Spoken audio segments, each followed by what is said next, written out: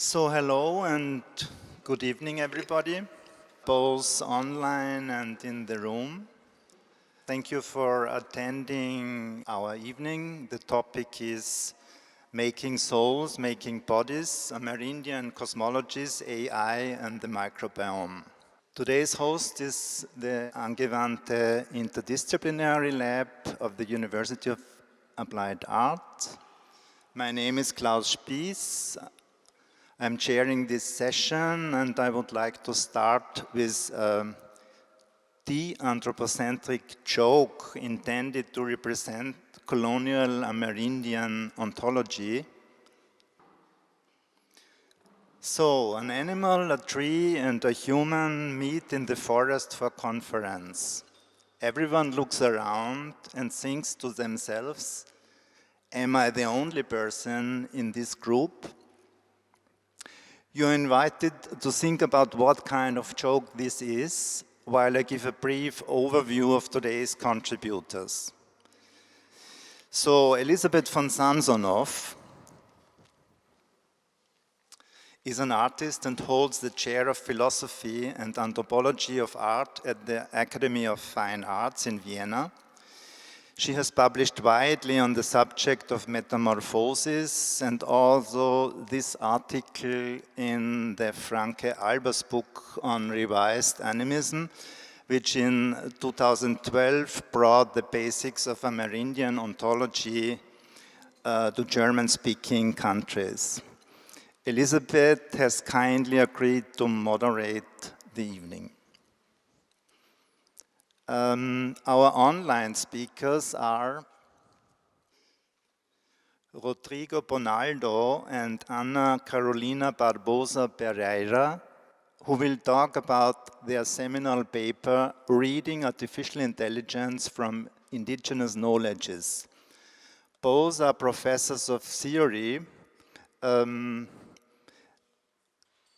Rodrigo at the Federal University of Santa Catarina and Carol at the University of Bahia, Brazil. Camilla Sposati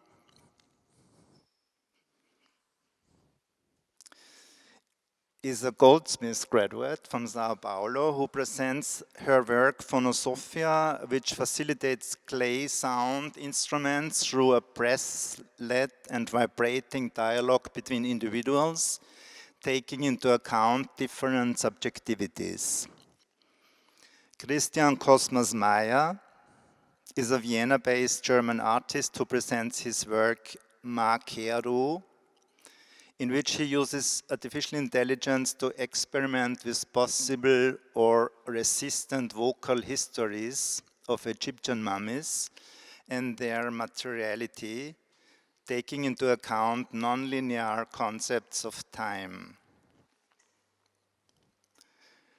Suri is our online presenter from Taiwan and MIT graduate based in New York.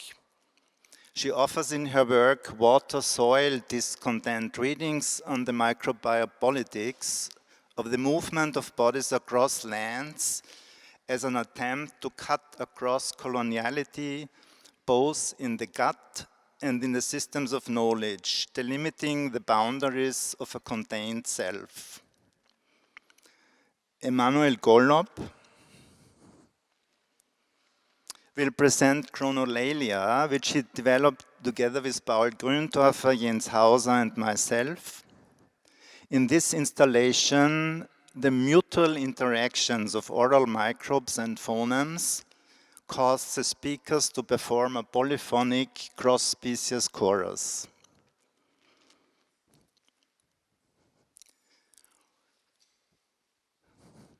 Each contribution tonight both uses and confronts in a different way the flatness that accompanies the Western transformation of ontologies into epistemologies, which is a symptom of modernity itself and has led to the unresolved relationships between human and nature, between signification and representation.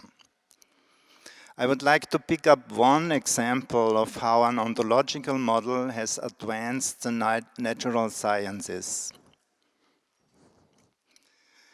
In the 70s, the terms surveillance and killing were widely used to describe human encounters with microbes, with molecular biologists attempting to verify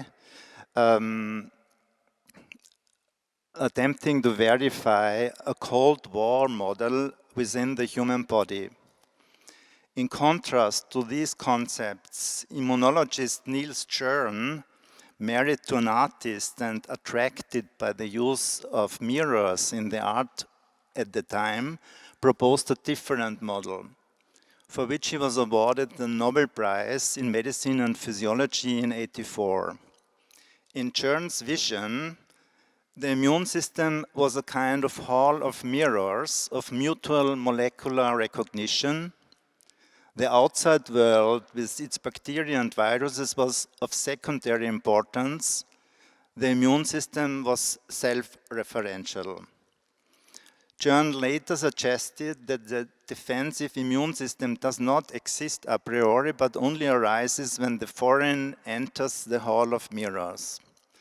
Stern's idea was rejected because it never became clear who was mirroring whom, but after he was awarded with the Nobel Prize, the model was successfully confirmed by 2 generations of bench immunologists and then developed by others into the model of an ontological parasite, which, like a whole, is something that exists only in relation to something else, which was also premise for the later symbiont theories.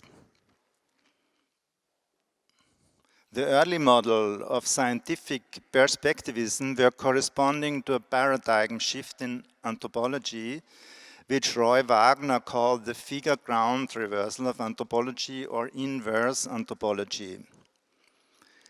So I would like to extend the previous joke in line with today's topic now to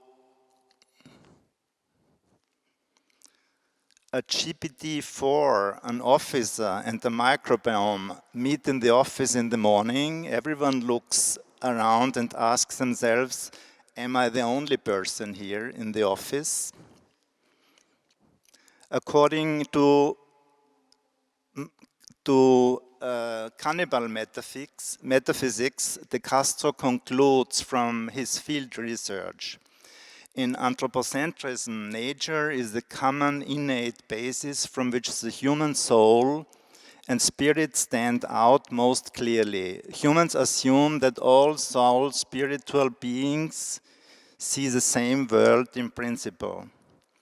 In Amerindian ontology, the human soul is the common innate basis from which the respective living beings are distinguished by their body characteristics. This does not refer to a common world, but the respective reference creates an alternative or relational world.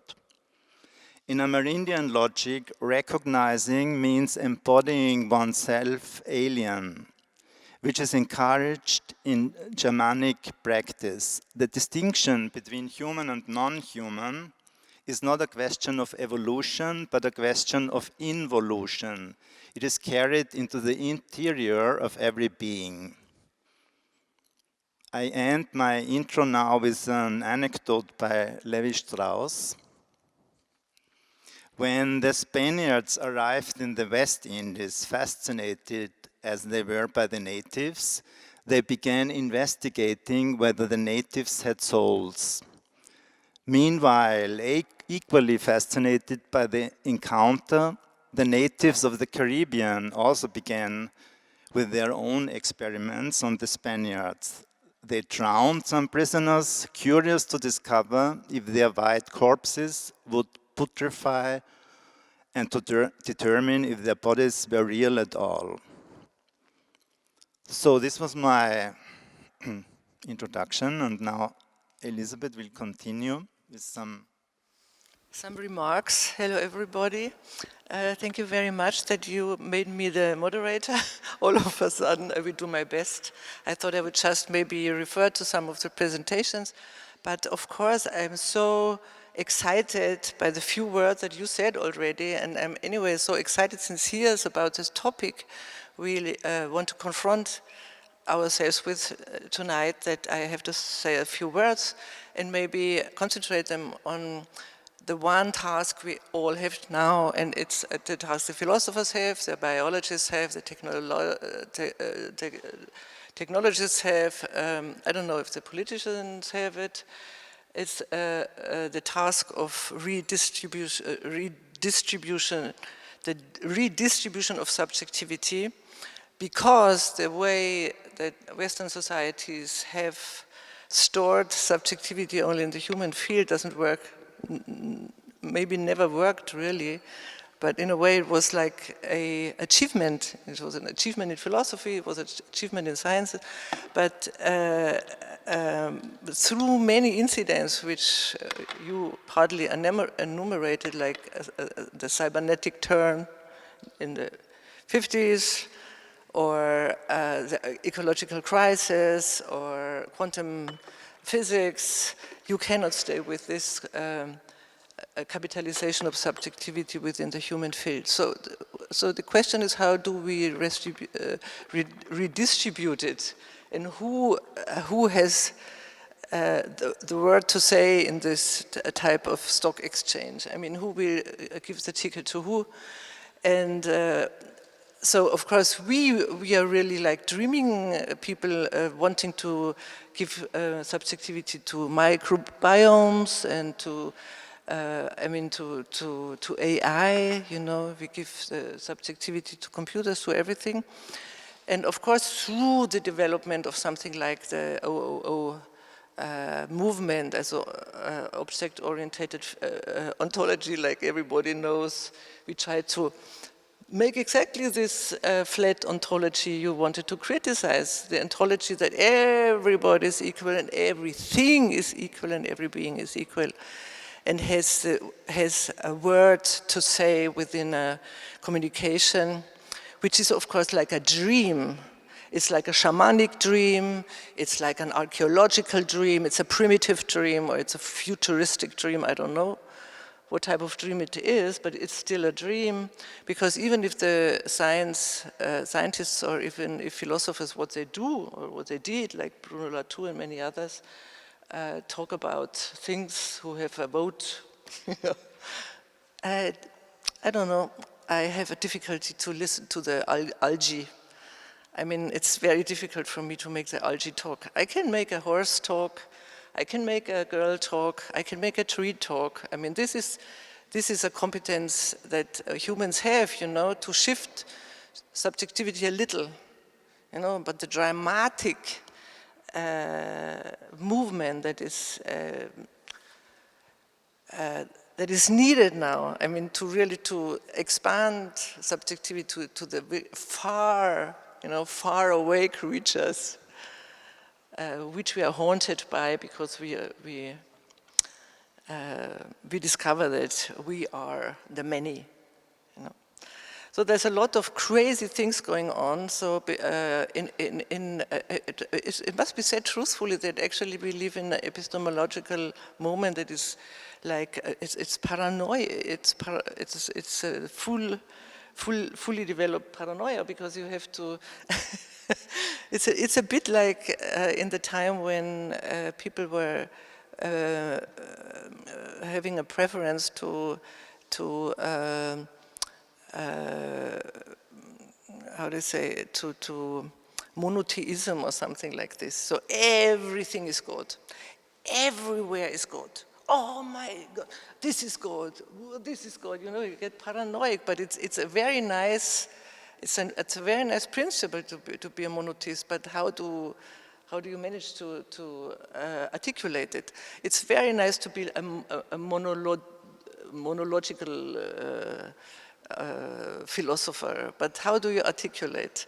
It's very nice to believe in the redistribution of subjectivity, but how do you really do it? So, and what's interesting that now we have this type of revenance, that the return of the practice of like the indigenous people, of the practice that has been I mean, looked at through archaeology, through anthropology, through, I don't know, all these minor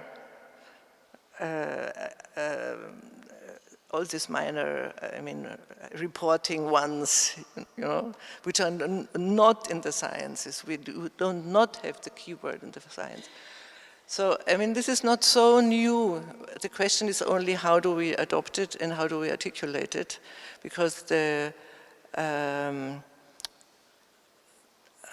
suggestions are worthwhile looking at, you know, but it's easy to say, okay, let's become a little bit shamanic, you know.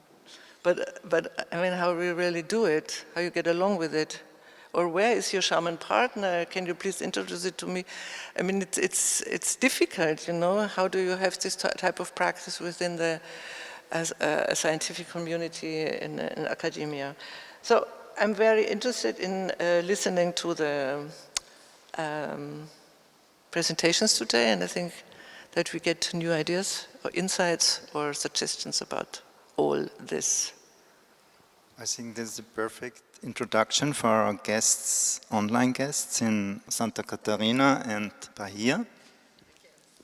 We'd like to start by thanking your group, and particularly Professor Klaus Pierce, for this kind invitation of getting to know you today. And me and Carol, Carol and I, we are both historians, right? And we are particularly interested on theories of historical time. And I am, for my part, I am interested on developing digital systems and machine learning algorithms to process natural language processing. Nothing too fancy yet, but as I step towards multimodal AI able to represent complex theories of time. And Carol, from her part, she's an ethnographer as well. She spent some time with indigenous communities, and that's allowed her to speak from the point of view of alternative metaphysics of time.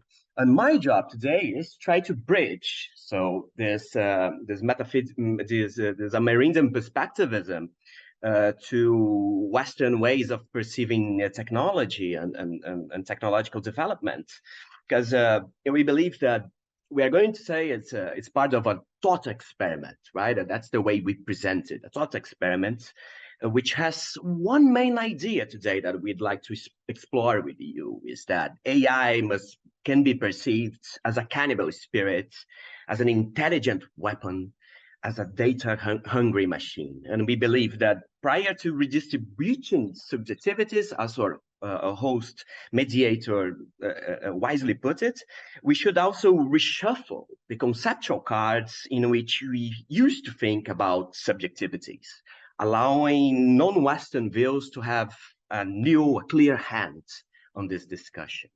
So that's up to you, Carol, now. Thank you. Can you hear me? Yes. So let's continue. Indigenous ontologies and AI. So Eduardo Viveiros de Castro suggests a cool way to understand anthropomorphism. He says, let's shuffle the conceptual cards of Western metaphysics. This means we need to flip how we usually see nature and culture. In the West, nature is seen as a universal constant, while cultures are just different ways to interpret it, leading to the idea of multiculturalism. But in Amerindian cosmology, it's the other way around. Culture is universal, and nature is just various expressions of this culture. This leads to the concept of multinaturalism. In this world perception, qualities like intention, consciousness, and language aren't just human things. They are shared by all beings. So in their eyes, every animal thinks and acts like humans because they are humans in their world. What changes is not how they see, but what they see, because each species sees the world differently based on their own physical form. This brings a unique twist to social interactions. Since different beings have different bodies, they can't all be human at the same time. Take a man and a bird, for example. Normally, we'd see the bird as just a bird. But if it starts acting human, it's like the bird's humanness is taking over the man's, creating a supernatural situation where there's a clash of perspectives. It's a classic case of predation.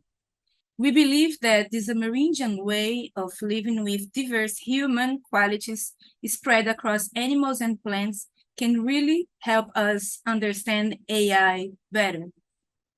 The next one, please. Thanks. So, time, history, and existence. Amerindian perspectivism turns Darwinian evolution on its head. It suggests everyone starts as humans and then moves into different bodies. This idea comes from seeing different beings with different bodies, but sharing a human essence. Now, if we mix up our ideas about time and history, things get really interesting. In indigenous thinking, history is seen as something universal, kind of innate, while time is more about particular experiences. We call this potential history, a sort of background of time that becomes real and concrete through actual events. It's like making time and memory as we live. A cool example is how indigenous people have domesticated white people in their stories, fitting them into their pre-existing cosmological narratives. These stories often talk about roles of predator and prey, which keep changing based on the situation. This concept of predation is key to understanding our idea of potential history. Unlike the Western view, where history is linear and progressive, in this Amerindian view, history is seen as already known. But this doesn't mean there's no space for new things to happen. Surprisingly, it's the predation aspect that opens the door for unexpected change. We think, again, this Amerindian approach, with its focus on potential history and predation, can really help us get a grip on how AI acts or shows agency.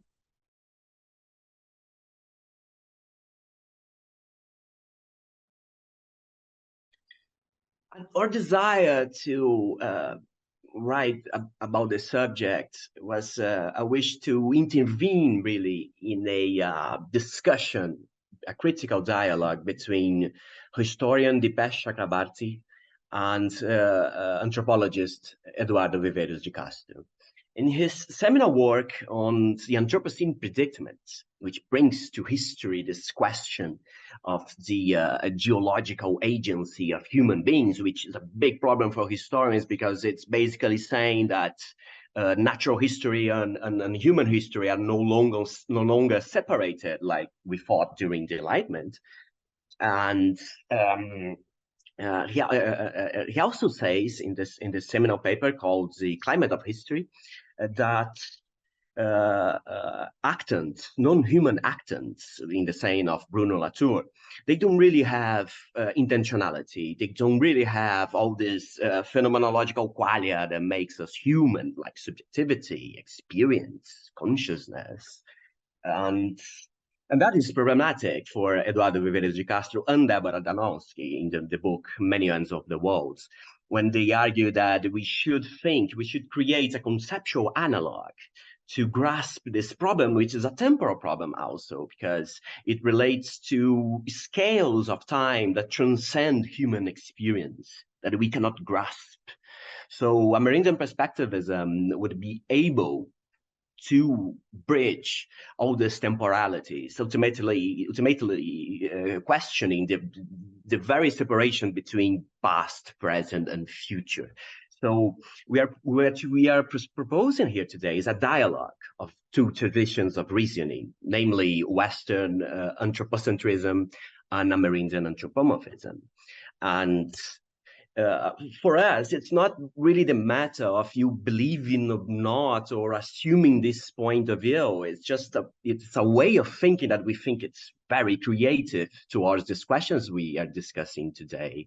But in the end, it doesn't matter what you really, if you're thinking with scientific Western thought or Amerindian perspectivism or other forms of grasping these questions, because I mean, we all say that we shouldn't anthropomorphize AI. And in a vulgar sense, okay, ChatGPT is not a person. You're basically speaking to a table, a very large Excel table, but nevertheless weights in matrices, right? Distributional semantics. But anyway, it doesn't matter, because that's our argument, because AI is already anthropomorphized, because human values are embedded into systems via prior elicitation, via data exposition, via unsupervised or supervised learning and reinforcement learning. And that's the way in which we already are anthropomorphizing these systems. Carol. So, in indigenous cosmologies, there's always this amazing dialogue between humans and non-humans. People transform into animals like snakes, alligators, or birds, and then back into humans. But there are key events like floods or mythical thefts that disrupt this shape-shifting. Nowadays, it's usually only the shaman who can do this interspecies travel. The shaman is like a jack of all trades, including scientist, part world translator, part diplomat, part healer. They are the experts in sharing with different species and spirits, shifting into other forms and back. A big part of their job is to handle situations where an animal's agents human overtakes a person's. These intense exchanges show just how shaky and complex relationships can be, highlighting the need to understand non-human points of view, especially in dangerous situations. From this indigenous lens, with its focus on many different subjectivities, we get a fresh way to see AI. It's like understanding AI as non-human player in our world, influencing our choices and actions, sometimes even in unsettling ways. The other one, please. Thank you. We can look at anthropomorphism in two ways. Monocultural, where human traits are projected onto non-human things, and multinatural, where everything in the universe is inherently human. The latter is not just about beliefs, but an entire world perception where everything has its own perspective. Now, if we think of AI in this context, it's like a new expression of human actions and perspective. But every perspective needs a body, right? So what's the body of AI? How does it fit into this cosmo-perception? Let's take inspiration, again, from Amerindian perspectivism and history. AI, in a sense, becomes a predatory force. It's like it gets its strength from the materials we use to build it, like minerals. There are two sides to this. First, they somewhat tempt AI when they see it as part of their world and cosmology, but then there's a point where it's beyond control because AI became a cannibal spirit without body. A great example comes from the Yanomami Kopenawa's shamanic stories. In the Yanomami metaphysics, humans come from two brothers, the indigenous from Omama, and the non-indigenous from Iowazi. Omama hid gold and minerals to protect life, as their extraction releases a deadly spirit, Shawara. But Iowazi told the non-indigenous about these treasures, leading to destruction and the release of this harmful spirit. So, in this view, Aya's body is these raw materials, like a modern version of Shawara. it's first seen as something we can manage, like how indigenous people see the minerals. But as AI grows in its predatory nature, it becomes something beyond domestication, much like the uncontrollable spirit in the Yanomami narrative. Rodrigo.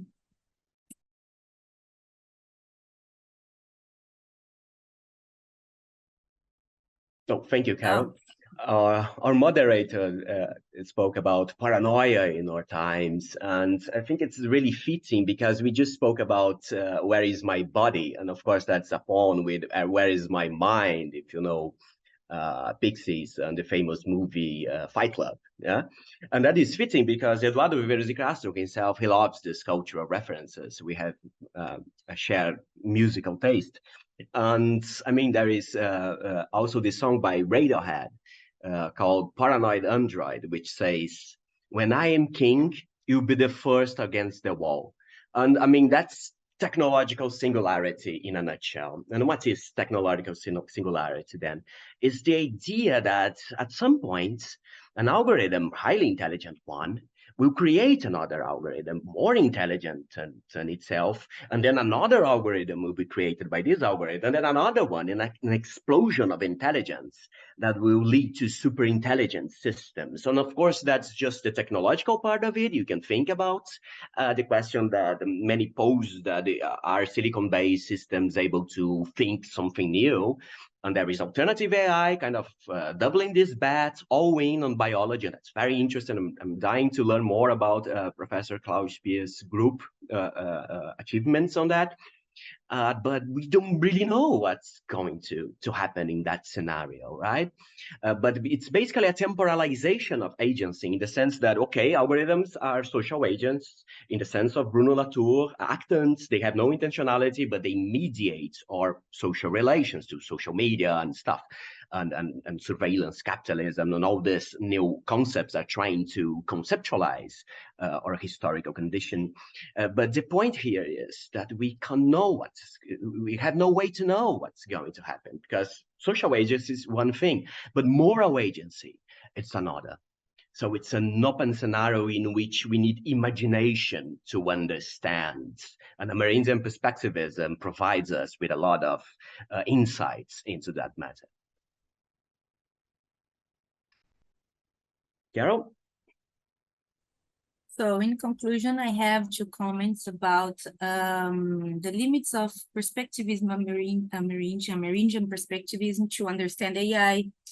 So the first comment is that Amerindian history and the idea of predation offer a unique way to compare indigenous world perception with AI non-human actions, but there are limits to the comparison. For instance, the concepts of predator and prey help us understand, for example, friends and foes, but they fall short when it comes to complex issues like racial classifications and colonial impacts in human interactions. It's a limit. And the other limit, so also there's this idea that AI becomes uncontrollable once the minerals for its creation are processed. This view, especially seen in Yanomami cosmologies, suggests a sort of doomsday scenario without any way out. It's like saying once AI crosses a certain line, there's no turning back, and we are left with a narrative that only ends in catastrophe. Thank you, Carol.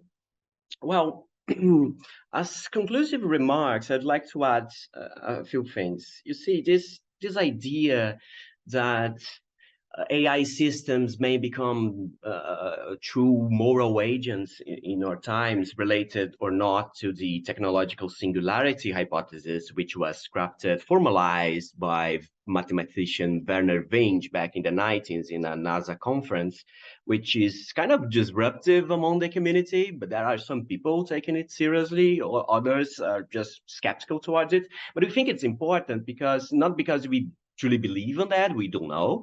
I think it's a highly speculative scenario, But the question here is, it actually crafts this thinking. It actually crafts a kind of a new philosophy of history, really, a new understanding of historical time, in the sense that it shows us a kind of a framework between an entity that can become a being. And if you think in another thought experiment, a very famous one, which was crafted after the first summer of AI, when people were talking about the very same things back in the 50s or 60s. In the 80s, John Searle argued that machines cannot comprehend language, cannot comprehend semantics, only syntaxes. But today they kind of can simulate it, and that brings a whole other questions to us, simulacrum, simulations, and matrix, and all these scenarios coming from science fiction. And this is kind of a philosophy of history as well, and a kind of rough around the edges, but it does shows us a temporalization of this dynamics, which has a common trait with Amerindian perspectivism, which is the dynamics of predation. Right, mining data is to mine the skeleton of the earth, as Schopenhauer would say. Mining earth it's like mining data is like mining experience, in a sense, renderizing human experiences through datification and some other concepts that people are crafting today to understand it, like vectorizing human experience. And AI as a cannibal spirit, an intelligent weapon, and a data-hungry machine is our experiment of thought today. And I'm very pleased, as a conclusive remark, I would say that I'm very pleased to speak to an audience comprised of scientists and artists, because, I mean, in the famous saying of, celebrate saying from Vonnegut, an artist is like a bird in the cage in a mine in operation. You're the first to feel it. You're the first to have imagination around it. And we do need imagination to understand this unprecedented times. So thank you very much for your time, and we are we're looking forward for Q&A. Thank you. Thank you so much, Rodrigo and Carol. I think I'm afraid that we are running out of time a little bit, but we have maybe time for one or two questions or comments from the audience, or Elizabeth. Thank you very much for the presentation. I think that you addressed big topics in your talk. So the most breached you tried to put together, like AI and the Amerindian Cosmologies. And I think, of course, it would need a lot of discussion. First of all, the concept of history. I mean, in a way, also you suggested that there is something like history, even in our science, there is something like history, but we live after the end of history. There is no history, because history is a concept of history, and this we don't have anymore. It's totally imploded. So, of course, it would be very nice to get a new concept of history like the Amerindian one. It is a concept of history. It's a true concept of history. Because history is not just, you know, today is today and tomorrow is tomorrow and this happened and this happened and this happened, but it's a concept. What the hell is this for? History always tried to speak out what all this was for. And so I think the Amerindian concept is very nice. This is a fantastic suggestion to fill the gap we have right now without any of these concepts. But the other thing is interesting that you follow up with your connection between the say this, I make it short, I'm very sorry, it's much more complex, but the spirit concepts of the indigenous world and the AI, in a way that there is something going together.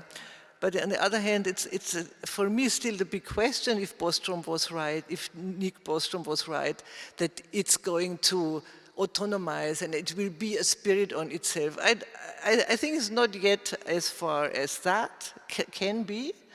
And I'm much more with Matteo Paschinelli's new book, who says, don't over-interpret too much the AI. It's efficient, that's true, but in a way, there is also like an archaeology of the AI. There is an archaeology of the algorithm. All things did not just happen in the 50s. There's a much longer story. Maybe all cultures had a logarithm, because it's all about rules. What do you have to do in the condition of? So everywhere there was an algorithm. It's a long story. And for him, it has less to do with the spirit, because and we are all alert as philosophers, but it has to do with the partition of labor. And if it would have much more to do with the partition of labor, then, I mean, you're totally right, then you have to address all these type of differences of economics, of hierarchies, of colonization, and so on. So thank you so much for your input. It was really great. So I think that's now the perfect time for artistic practitioners. My presentation, my contribution is more about the Amerindian perspectivism, something that I am fascinated since 10 years, that I've been involved with Eduardo Vieira de Castro thought. But what I want to say is, like, in my practice, what I'm interested in, what you do when you find we meet another world that's not on your own. So all my practice is about that, like the meeting of two different worlds. So which means material or like a physical. So, and this relation is political relation, actually. And what I present now is Phonosophia. It's research that I start in 2015. It's a series of instruments, wind instruments, and they don't have, they just have one note. And I'm going to explain what I came to this idea of Phonosophia. So this is the first slide. And also in parallel, I just introduced something like my relation with the Amazon. In 2004, I lived for a year in Belém do Pará to create an artistic residency with the artists from England and others from the region. In 2006, for São Paulo Biennial, I did a research, the state of Acre, northwest of Amazon, about the concept of florestania, which means forestship. The opposite would be citizenship, which means the economy and cultural ties to the forest instead of the city. So it's a term from the people of the region. The center is the forest, not the city. In 2020, I worked in the creation of a website for the campaign of financial support of Munduruku Women Association. Women treated both by the COVID situation and for being against the minor in the region.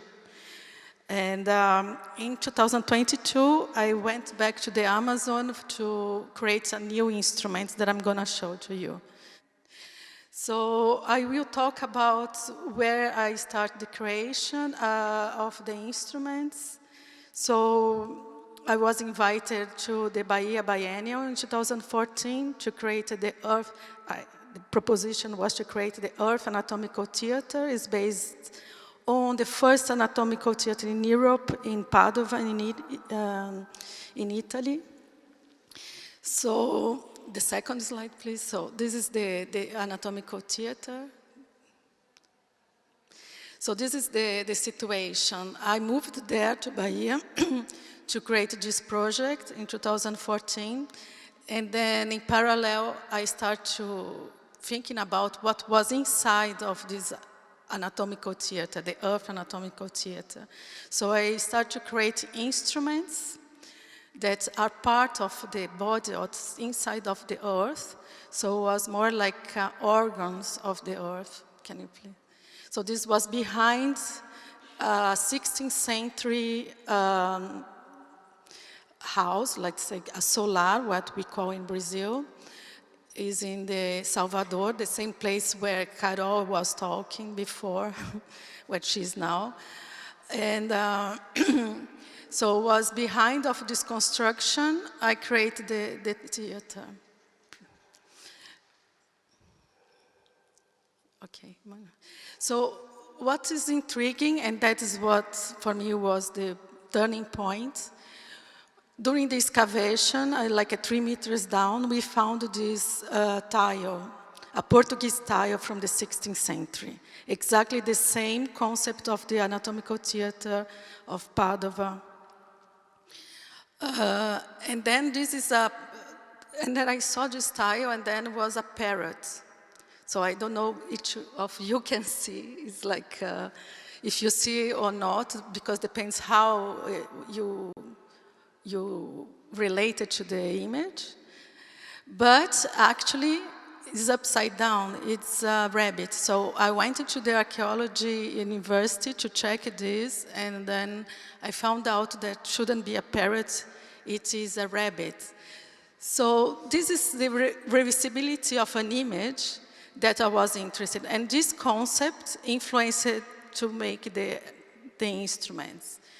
What you do, like when you play an instrument. So this is the first concept that I related to perspectivism, Amerindian perspectivism. Depends on you, how you place yourself to see certain things. So it's a negotiation. Or depends on your life experience and your way of thinking to look at something. You can. So this is one of the first, very early first instruments in clay. And so they have like several, let's say, mouth and bells. So it's like you don't have actually one direction where this air or the sound would be delivery. And the second one, this is tumbum also, like, and then I give a name for each instrument. And then this is the mouth or the ear, so you can invert it, depends how you want to play. Actually, this is the first, this is one of the first ideas that I had of the instruments. And as you can see, like they came completely like from the anatomical theater. So the other one, please. So then I jump. This is 2023 in Stuttgart, IFA. And you can see that instrument that you saw in 2015 in the middle of the room, the space in Stuttgart.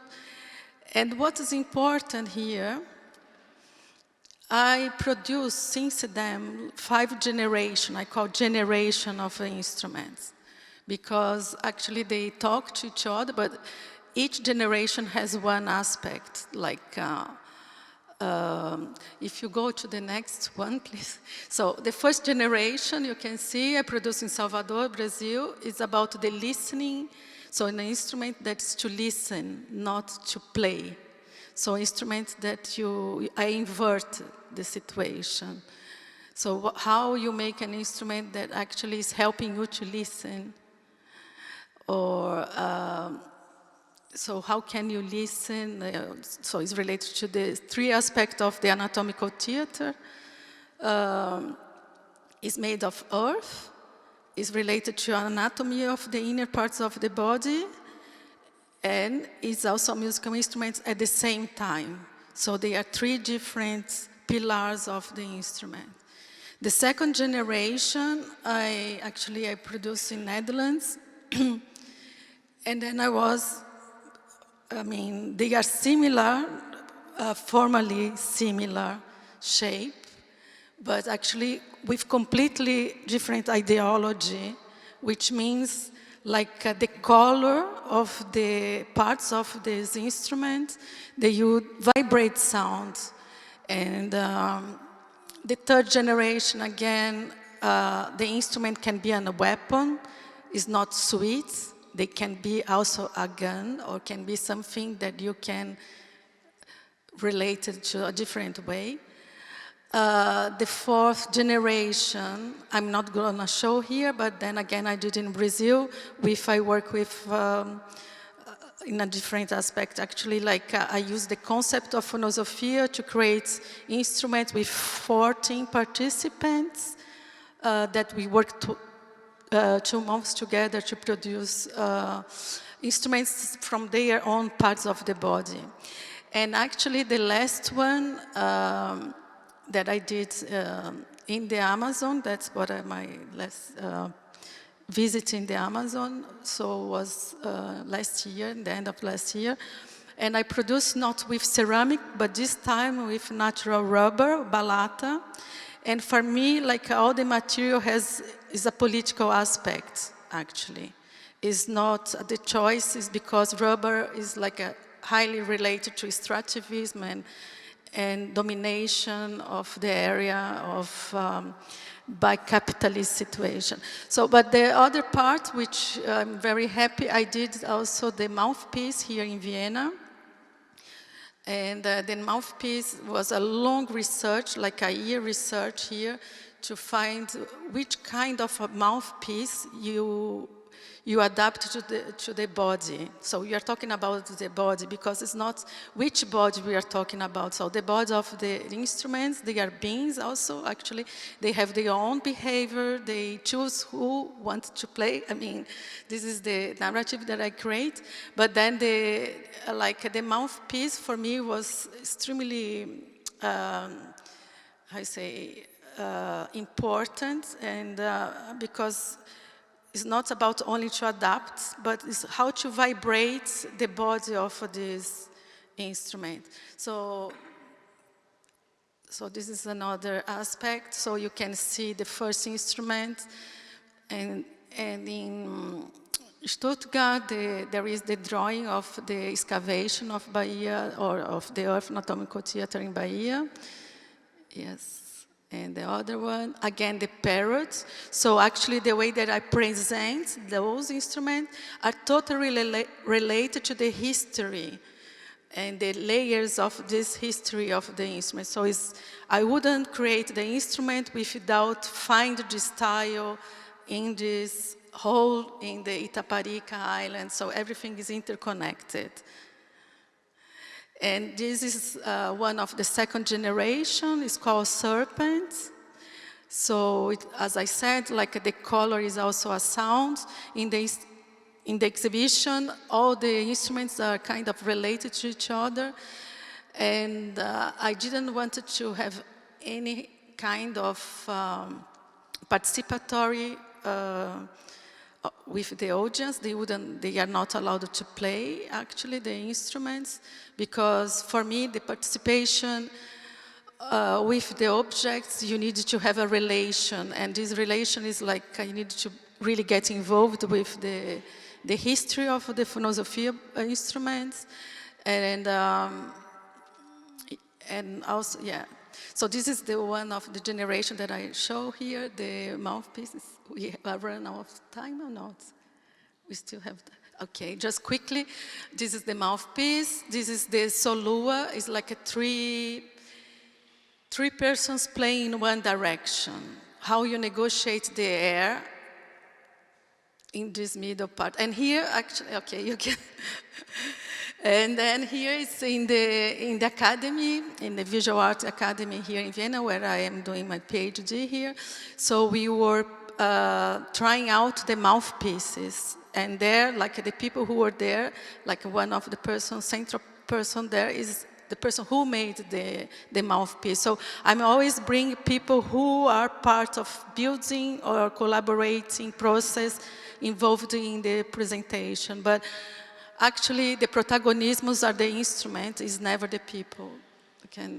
Okay, another one. Yes, you can go. This is the balata piece. The last is this one. This is the balata, as I said, like it's the natural rubber. And then, yeah. So I think we can get, this is the last one. Yeah, so this is the entrance of the exhibition with the balata piece. So I think yeah, I mean, there are many points that I could relate it to that I could make a bullet point in terms of inversibility, like timelessness, and but I think we can discuss later. Yeah, thank you. Yeah, thank you, Camilla. I mean, what is interesting for me is that both most of the models, the mirror model which I have mentioned, as well as De Castro's model, is both are visual models, and there is a term of indigenous sonorism, which is something which is quite different from the other models in terms of fraction and diffraction, but sound works quite different than images. Yeah. But you didn't present any kind of sound. I didn't want to present the sound because I really wanted to, what is this relation? I'm more interested in the relation of the player and the instrument more than the sounds.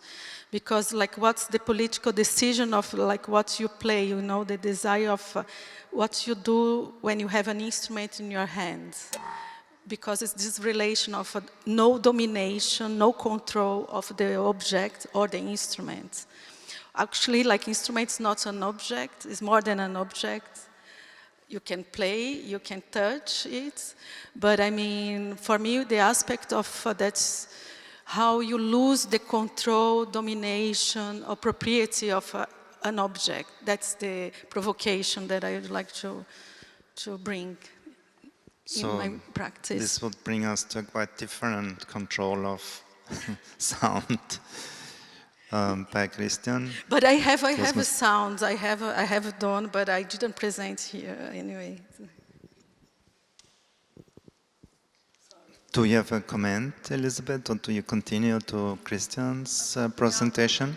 Maybe a short remark. Thank you very much. I'm very interested in this type of sonority or sophia or whatever you call it. Extremely interested. But it's true in a way that I missed this,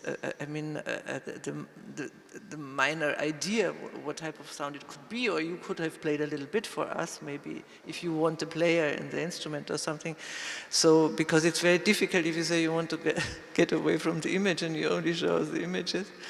But, so you keep to the paradigm in a contradictory way that you want to dispose of. But nevertheless, I think I would have more questions for the display, how you display the instruments. Are the people allowed to touch them or not? I don't think so, because they're very fragile. So they narrate a story which is not present, or is it present? There's a lot of questions, actually, but maybe it's too much. I think, unfortunately, we have to continue. Thank you for the questions. Yeah, thank you very much for the invitation. I'm invited here to speak about one specific work called Makeru.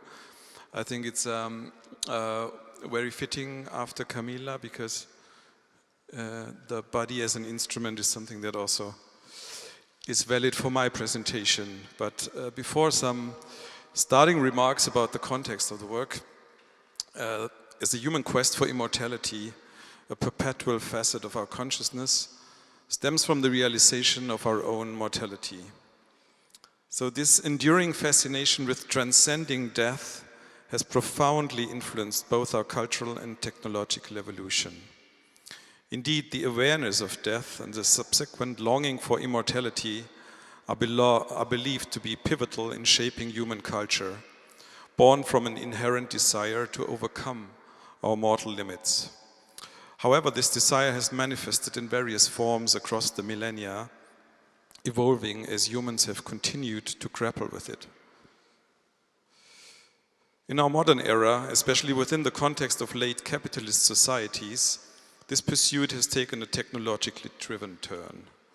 Concepts such as cryonics, which you see in this slide, where bodies are preserved in extreme cold with the hope of a future revival, or the idea of uploading human consciousness onto AI platforms.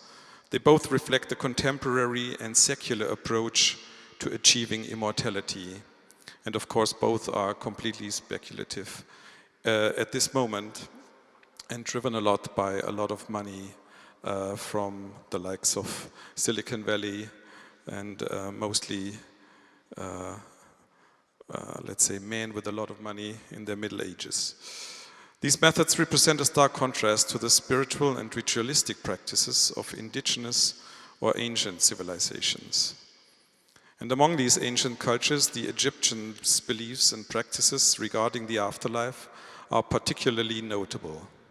They believed in an eternal life that could be accessed through specific rituals and the preservation of the body, leading to their renowned practice of mummification. Today, many of these mummified bodies are still around us, and most of them have become part of museums' collections.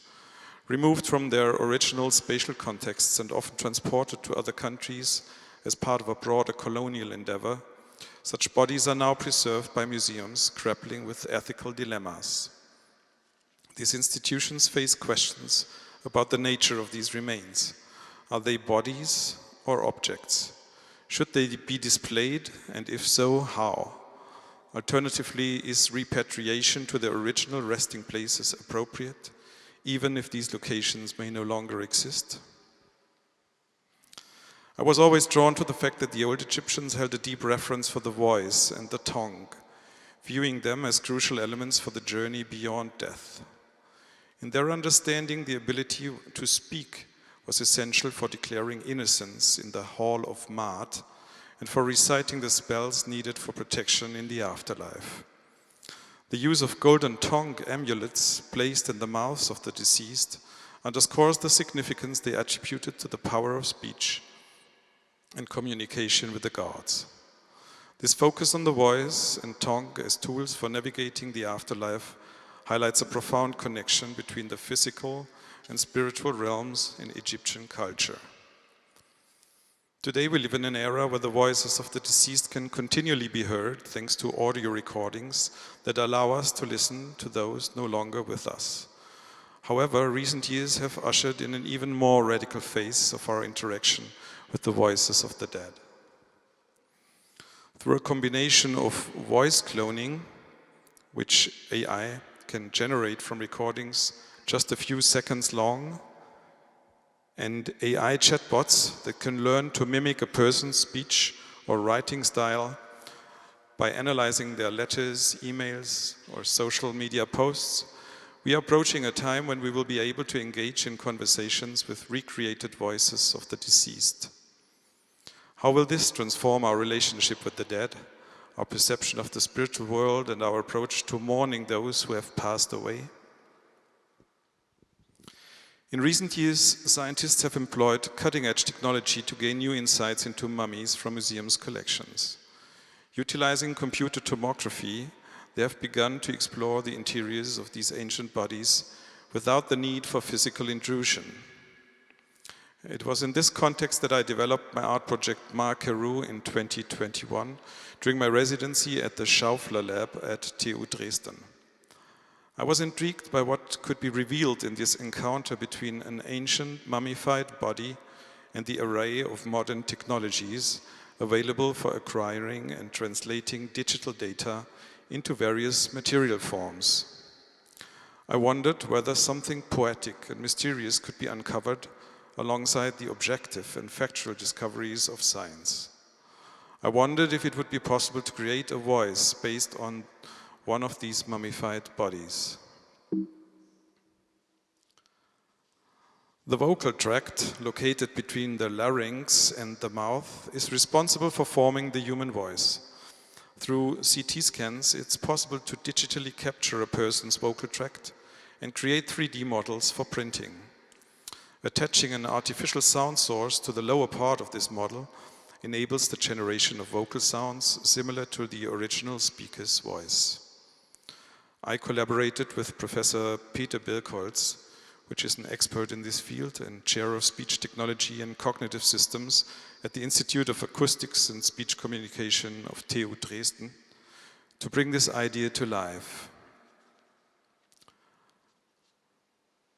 Next, I reached out to Professor Wilfried Rosendahl, which is the director of the Reichs-Engelhorn Museum in Mannheim, and the supervisor of the so-called German Mummy Project. This project has utilized advanced technology to study numerous mummies, providing new insights. And after gaining his support, we accessed the computer tomographic scan data from some of these mummies, finally selecting the 2,000-year-old mummified body of an Egyptian man with a particularly well-preserved vocal tract.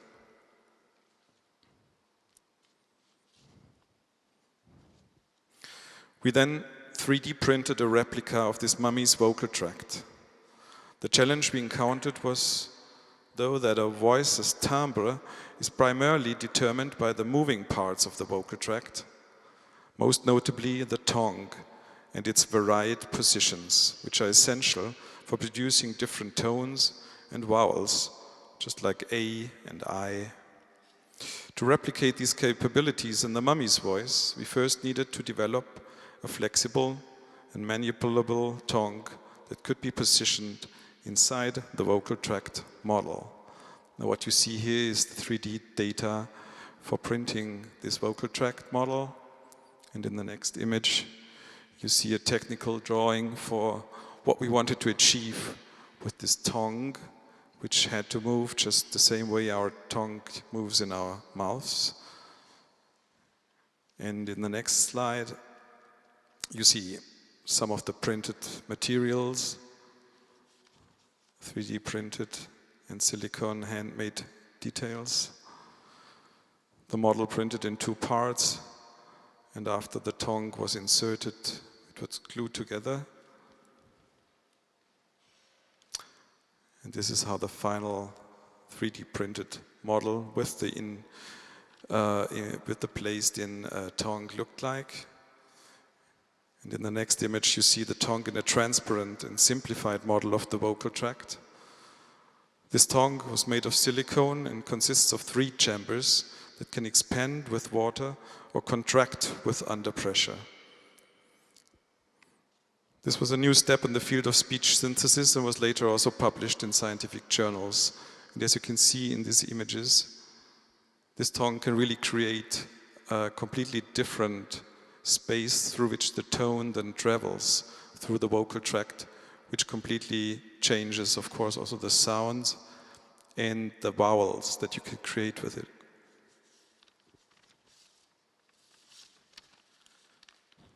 Once this was functional, we attached the vocal tract model to a machine that you see in this image that blew air through a silicon larynx, producing the initial sound. This sound then traveled through the vocal tract, resulting in a vocal sound that resembled that of a human voice. The sound could be modified by altering the shape of the tongue. It took me quite a while to learn how to use it. It was basically like learning to play an instrument. I learned how to produce vowel sounds, for example, and once I felt comfortable using it, I made hours and hours of recordings with it.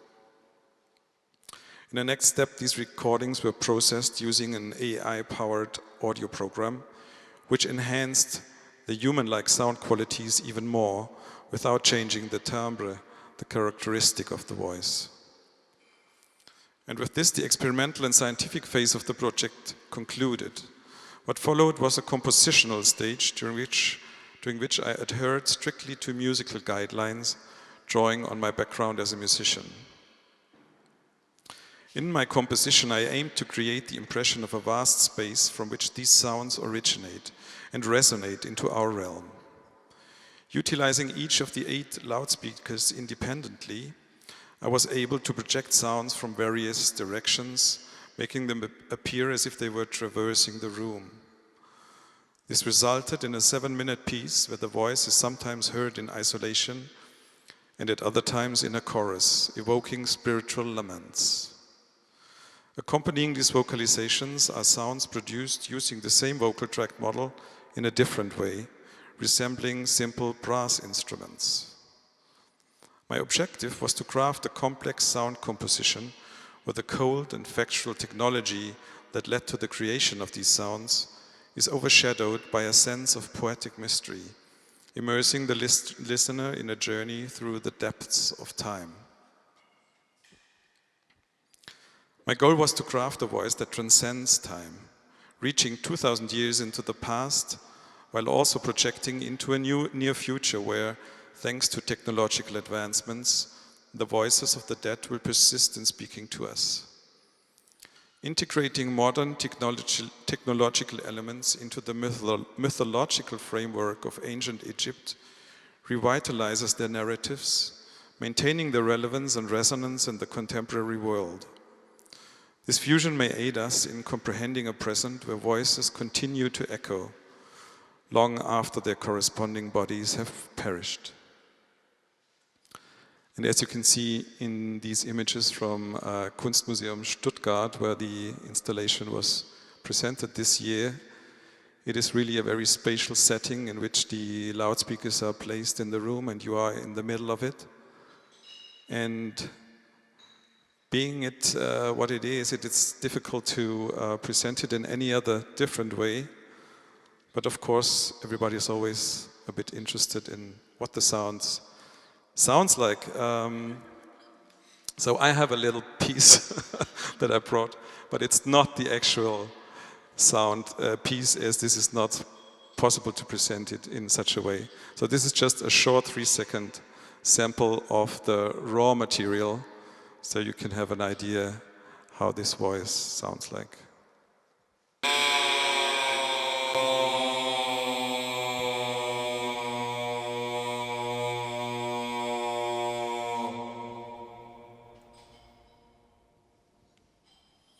That's it.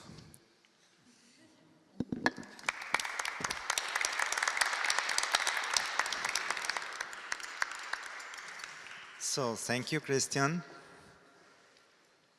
It's funny because it sounds very similar to our microbial sound, which comes afterwards. So, yes.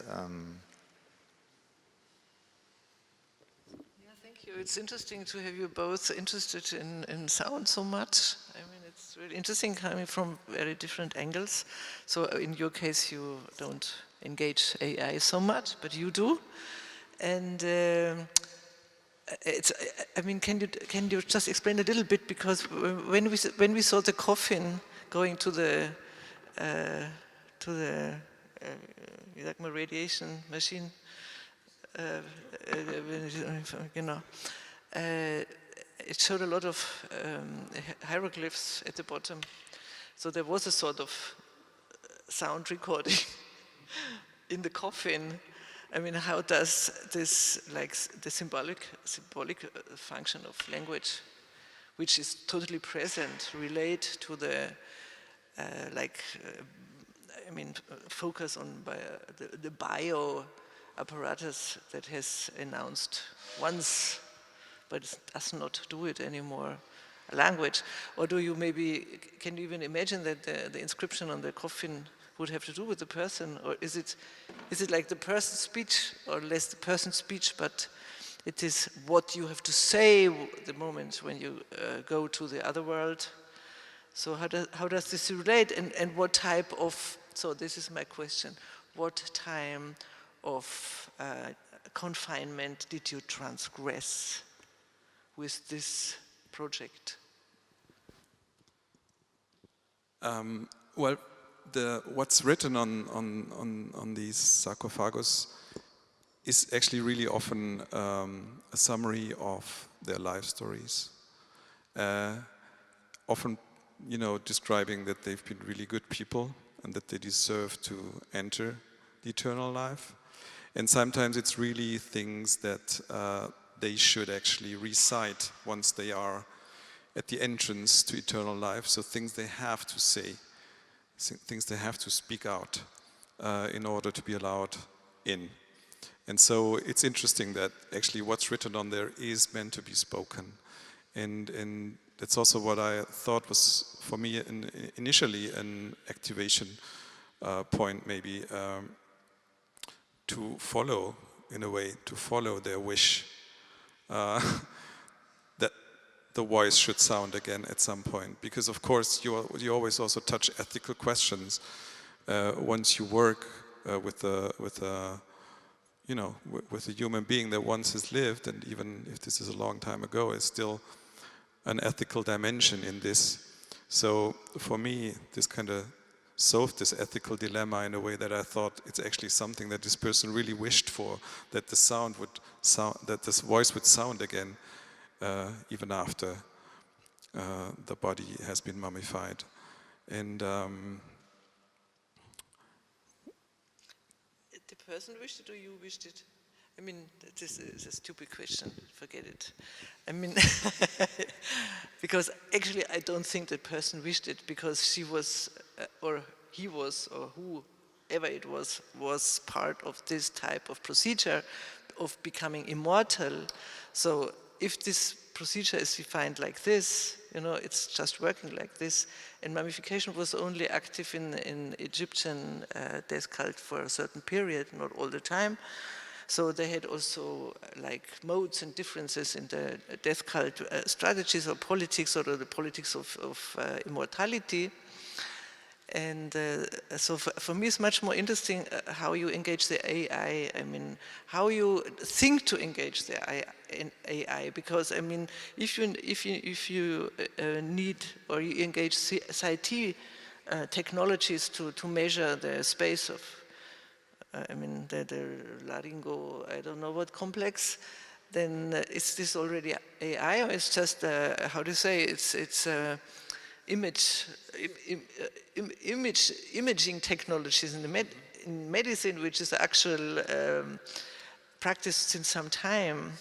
It's not what maybe we could call like AI, because if you connect AI with this all of a sudden speaking dead body, then you go very much in the direction of what we discussed before, that Bostrom thought, oh, it's really an intelligence, and it will be more intelligent than we are, and it will be immortal, it will be like God, and you apply it now, and what you do is like the Lazarus, you come like Christ and you make the body alive again.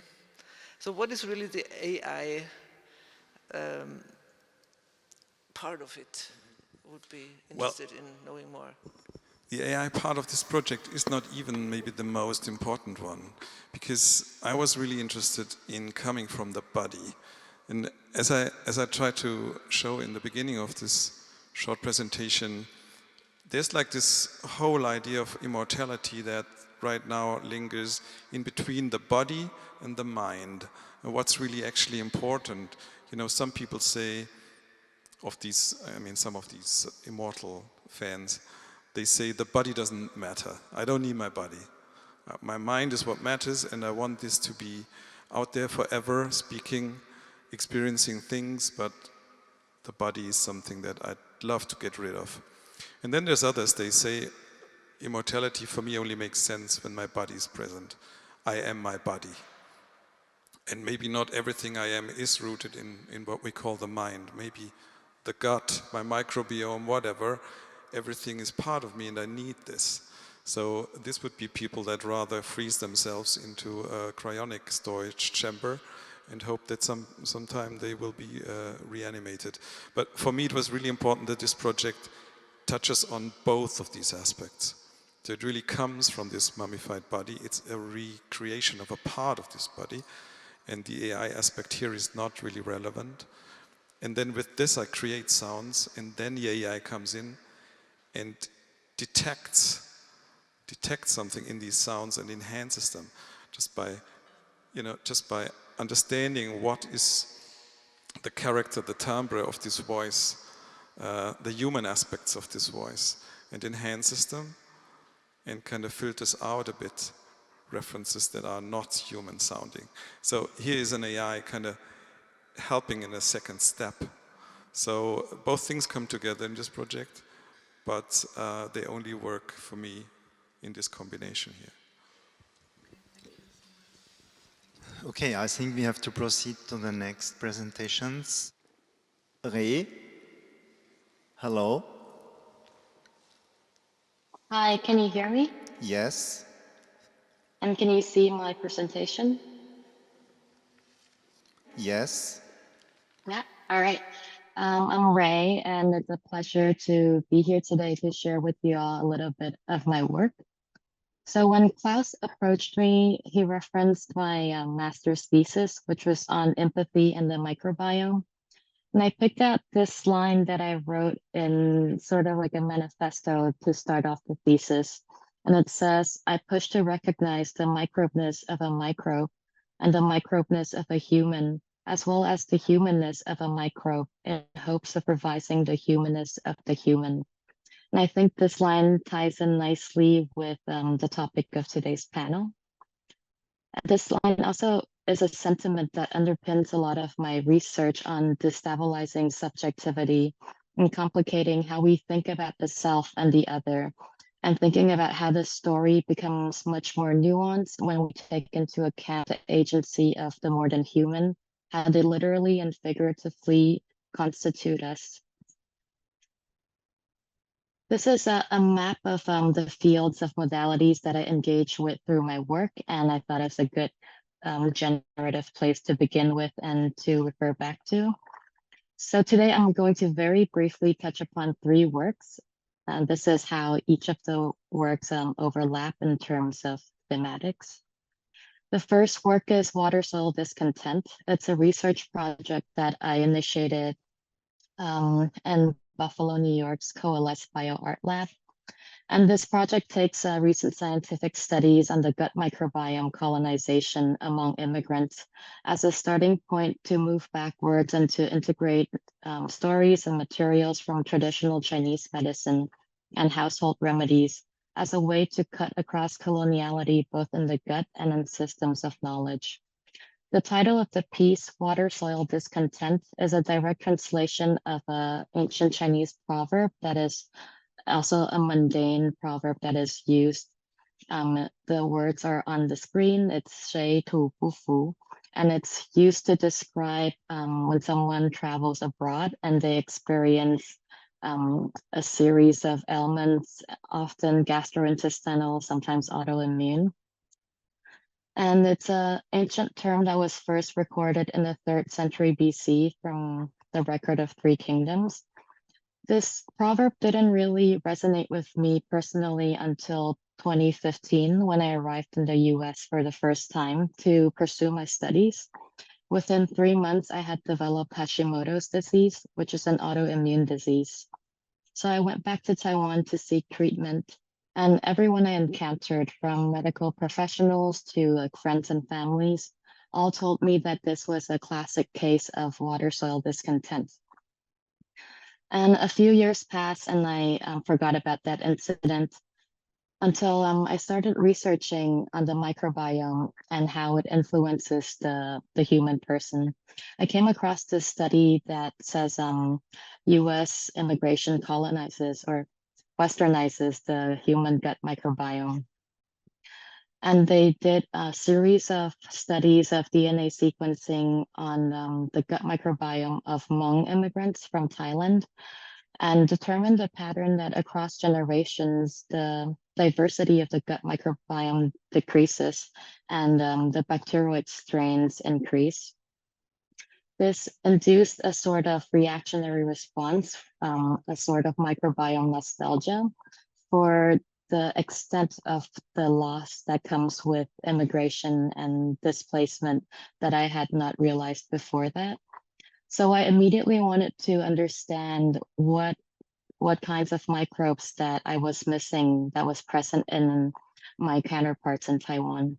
And due to a series of matrilineal lineages within the microbe world, I reached out to my mother and my grandmother, who resides exclusively in Taiwan, and requested them to mail me their fecal samples through international airmail so that I could sequence their gut microbiome in the lab at Coalesce.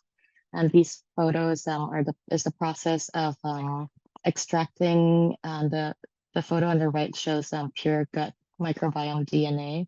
And the results of the sequencing shows a consistency with the paper, which I have like 10 or 15% more bacteroids and less biodiversity in my gut. I'm also a glassmaker sometimes, and at the same time, I was doing a residency at Urban Glass, and I was creating these neon tubes.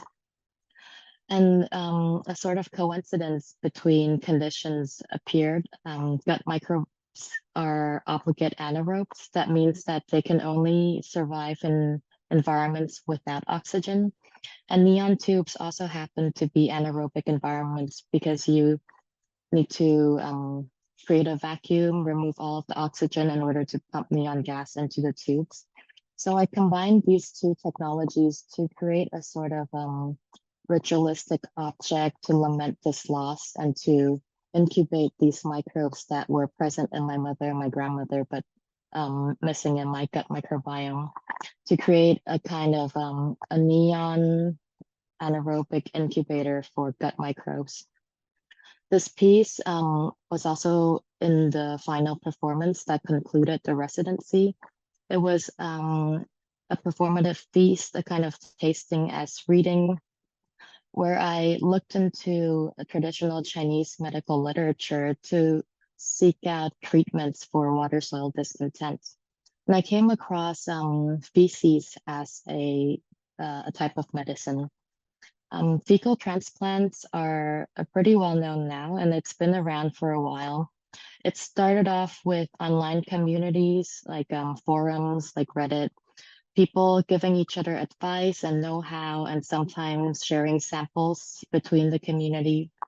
It wasn't until recent year was this adopted by big pharma, and biotech companies have begun offering kind of designer fecal transplants from what they're calling super donors. It's a very strict screening mechanism. But if we look into the history of this, the first mention of feces as medicine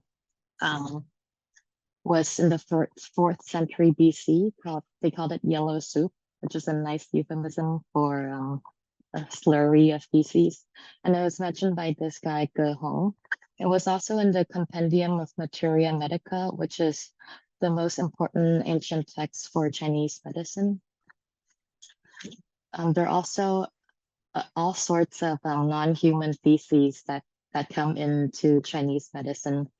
So all of this research inspired me to create a sort of a tasting as reading performance where I collaborated with my partner, who is a pastry chef, to create an 8-course menu of pastry items inspired by these ingredients. And the performance took place in Torn Theater Space, which is located in Buffalo. The space has this really interesting hole in the ground where part of the performance takes place. And there's this long table where participants were invited to join in the ceremony of tasting while I did a reading on what it meant to be immigrant in this country. This is one of the 8 pastry items.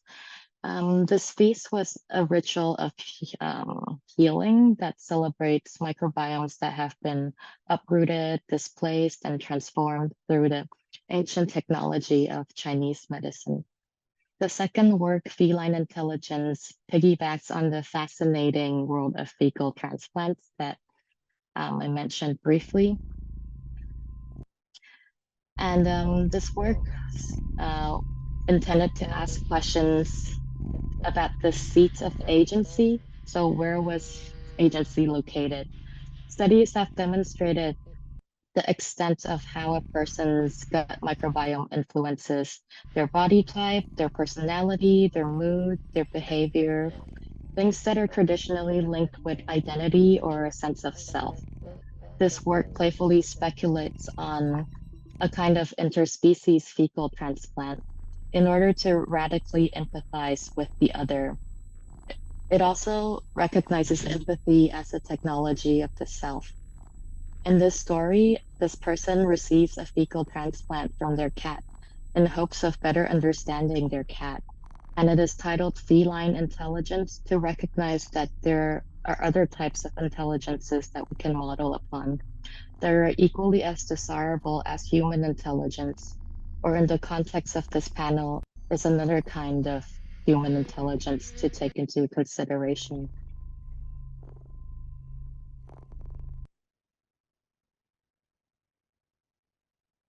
The final piece is an ongoing project. It's called the Empathy Machine, and I'll be working on it at the eWork Luckenwald residency next year.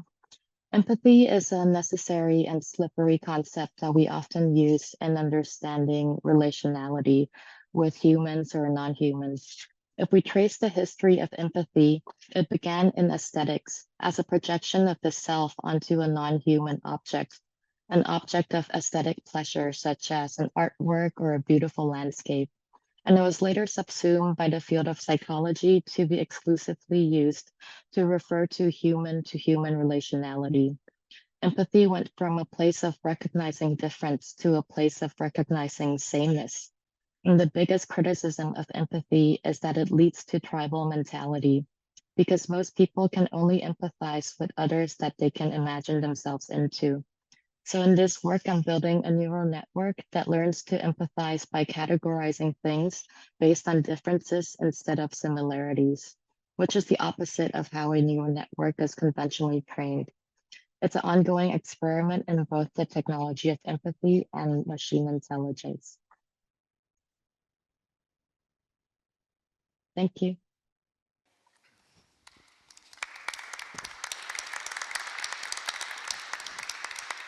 Thank you so much, Ray.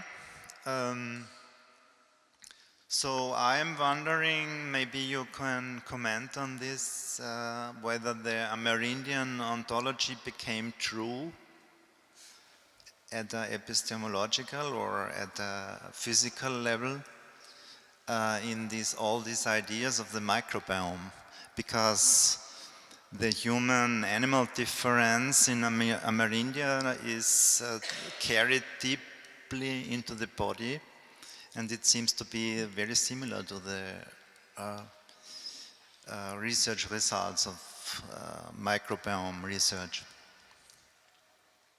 Yeah, I think the microbiome definitely complicates the idea of the self. And that's why I approached my research through the idea of empathy, because empathy is a concept that most of us have heard of or have experienced to some extent. And empathy is really one of those terms that is not as simple as they seem once you really dig into it.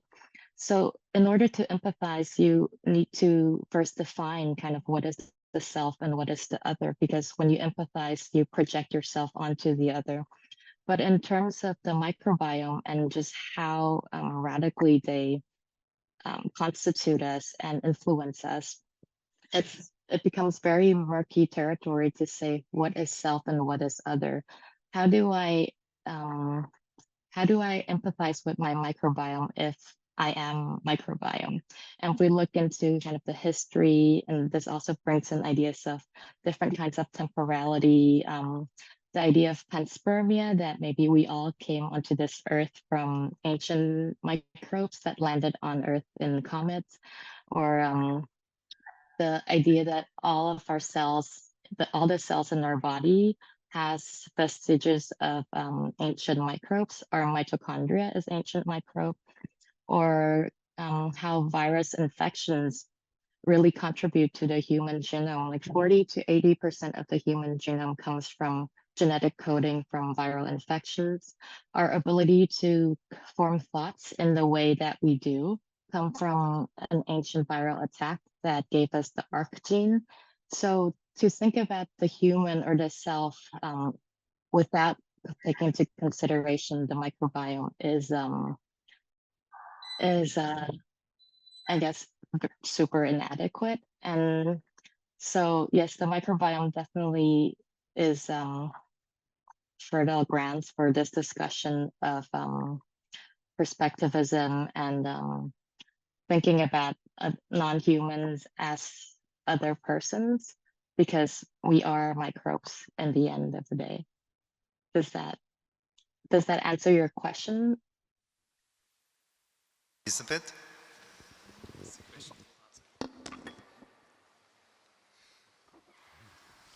Thank you so much. I think that your work and your story is really convincing, and it's great. It's like an allegory for the whole moment.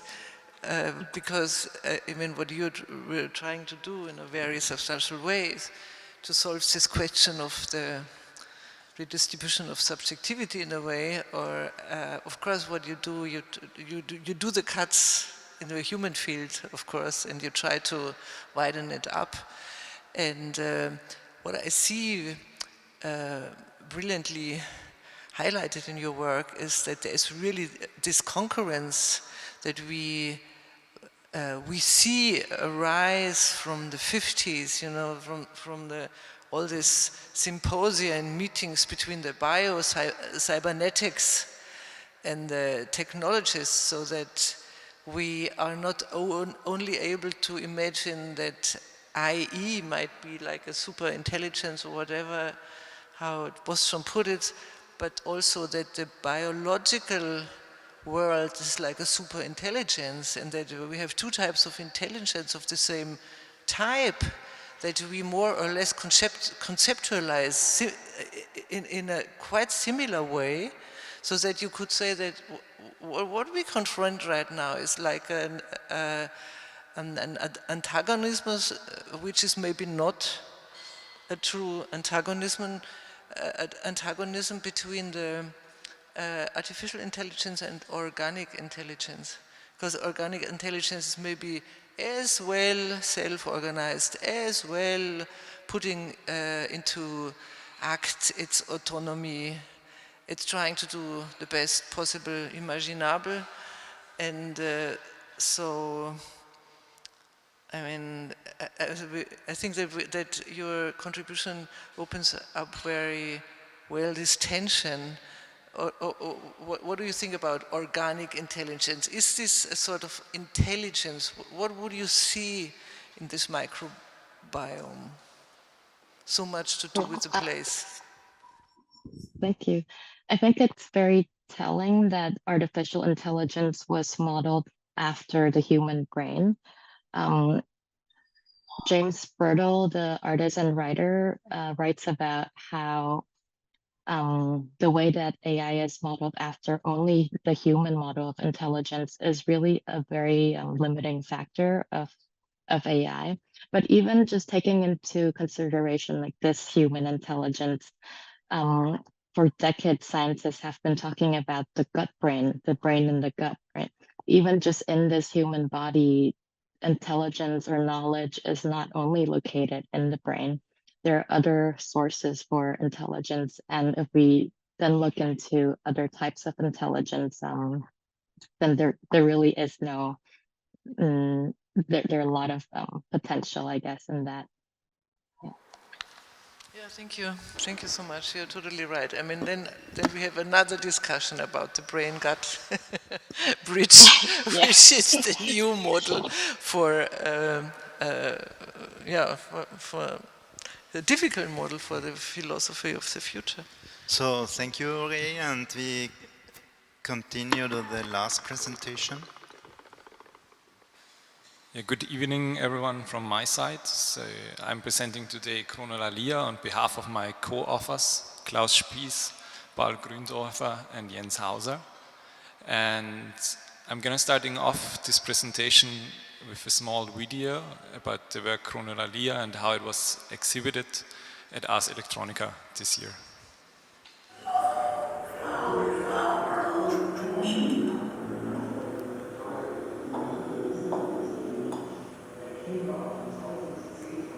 Ohayou gozaimasu.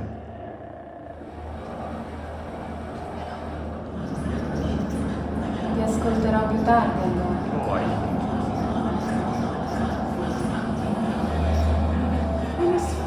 D'habitude, je ne parle pas très fort, mais il va falloir que j'augmente mon volume.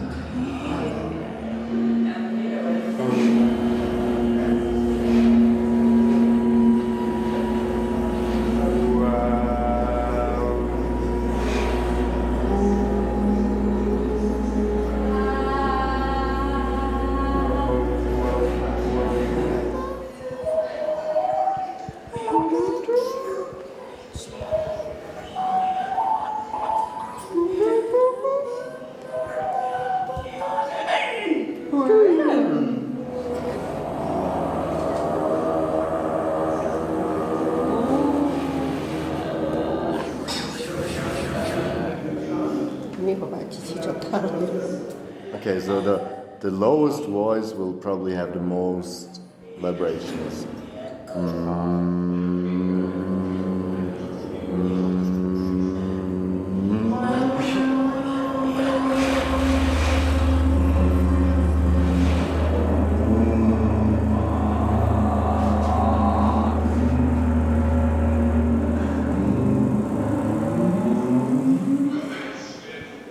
I said, how are you in Chinese? And I just heard the feedback of like a little bit like, how are you? The voice tone, because I do a lot of voice research as well. So it's like, yeah, I heard a little bit like Chinese tone there, like from this one. Yeah. So, 在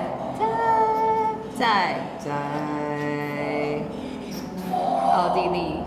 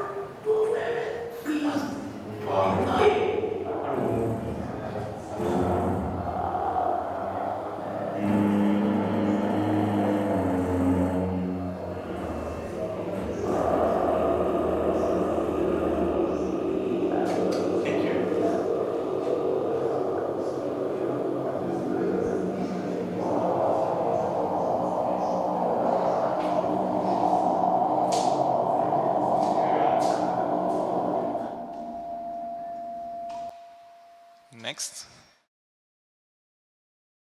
So starting from the point that when we are talking or when I am talking, some thousand or species of oral microbes are talking with and through me, we invited the audience to come closer to the microphone and leave some sounds as well as phonemes and words into this open system. We invited them also to change their pace of their speed of talking as well as their frequency and experiment with that. Next. In parallel or in real time, while doing so, the vibration caused in the microphone were amplified by this white vibration plate. So on one hand, you could feel how it might feel being a microbe within your own mouth and feeling this phoneme as a vibration.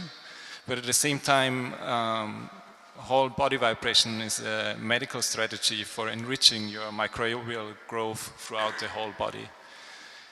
At the same time, on the next slide, the speech input was transferred to the externalized oral microbiota. So normally the oral microbiome is living in our mouth, and we now externalized it into this bioreactor and transmitted the speech input through a transducer over there.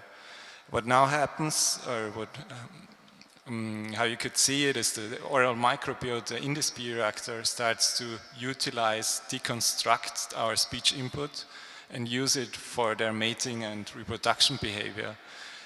This largely builds on a lab experiments we did throughout the last year. So if you go next.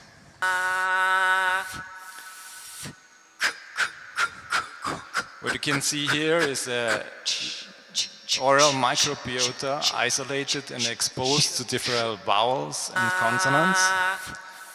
Next, please. And after several hours of doing so, if you have a fluorescent microscope and check the cell structure, you could see that the microbial mating utilizes specifically the tonal sounds. So when there are tonal sounds in the sound input, the growth of the cytoskeleton is enriched, and it's more likely that they're going to be mating and reproducing. In comparison, if you're more whispering or saying nothing at all, it is less likely that they're going to reproduce. Next. Throughout this lab study, we collected a large amount of microbial microscope images as well as correlating phonetic sounds. And at this point, we started to integrate artificial intelligence into our open system, but we wanted to do it quite carefully. So we used generative machine learning to chart all these microbial images into a latent space of possible microbial mating and correlated this latent space of microbial mating with human phonetic sounds. For us, it is important that we don't use this database in a way to finding patterns in it and re-inscribing them into the system, but and also not to have the AI speaking for the microbes within the system, but having the AI as a third voice in this open system of chronolalia.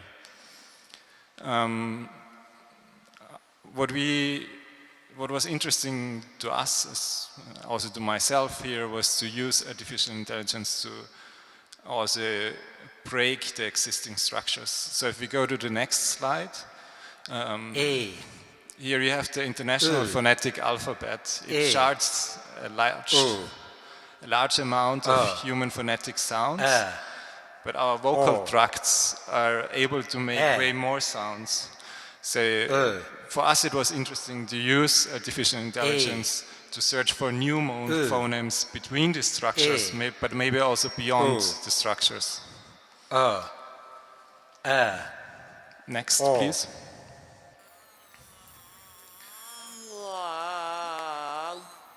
At this point, we started to work with, in our case, synthetic speech articulator, a synthetic vocal tract that allows us to parametrically move what you have been doing with silicon and water. We were digitally moving the tongue as well as the cavity and the throat. So for us, this was a way of searching new phonemes beyond the phonetic habits that we already integrated into our body or that we are culturally affiliated to. And what now brings this all together is that within chronolalia, in this open system, you're talking to the microphone, and from that point on, you have one voice, the microbes have one voice, and the AI has one voice in influencing this synthetic speech vocal tract. So when you go next. So while talking, after a few seconds, you hear back an echo, and it's an echo of all these three entities modulating and mediating what you brought into the space. A process that is always happening in our mouth, but in our artistic project, it was from interest to bring it outside and have it as a space of experimentation. So if you go next. What for us was very interesting in this part is that suddenly the subjectivity of the visitor is somehow dissolved and it becomes this community subjectivity where the subjectivity only emerges with previous visitors to the space and with the externalized microbiome as well as the technical parts in the system. Yeah, thank you a lot. Thank you, Emmanuel.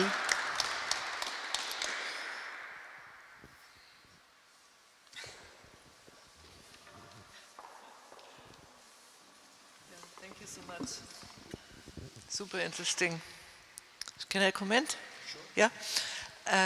I think it's very interesting, and in a way, this project marks the debate we had from the beginning, because for me it was super interesting to see how you interfere with this hypothesis, guiding hypothesis of your research, you make the interference between the microbiome and the symbolic function of speech. So, because for me it's not evident, that there's like a continuum. Of course, I can imagine that there's something like, favoring of certain microbiotic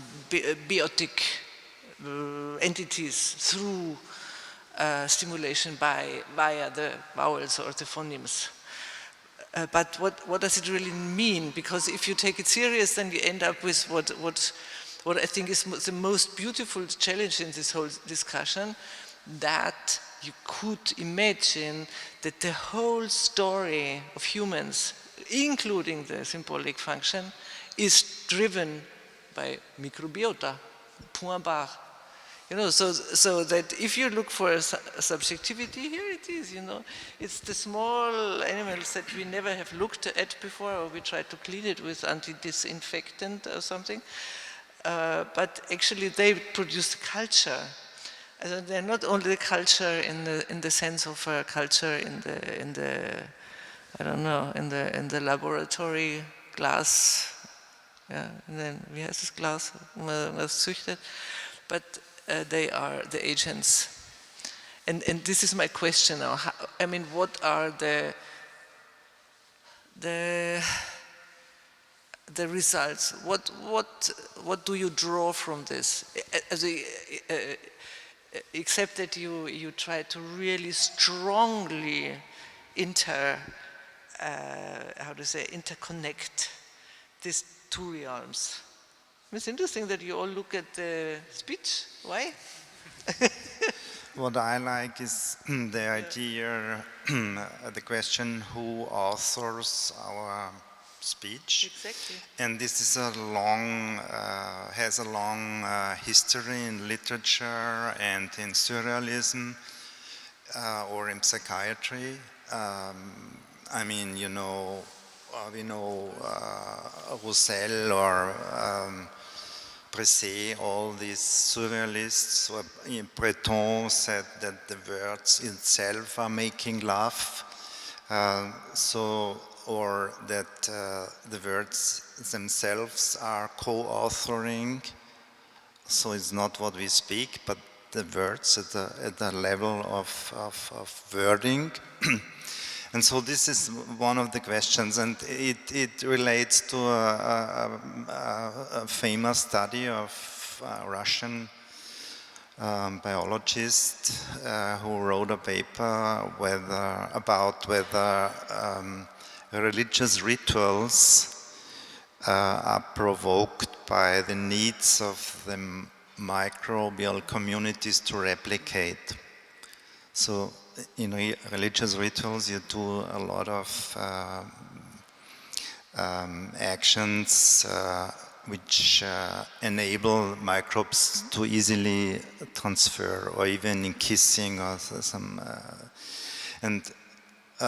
So this was one of the questions: how we could play at a contemporary level with what we found in the lab, that actually the microbes, the oral microbes, extract something from your voice, what they need for their mating. So this is a strange situation. Of course, you're right in questioning what is the target, or what do we want with our study. Maybe it doesn't have any usefulness to it. But I mean, it's a play with different strains of which come from quite different fields of art, literature, and biology.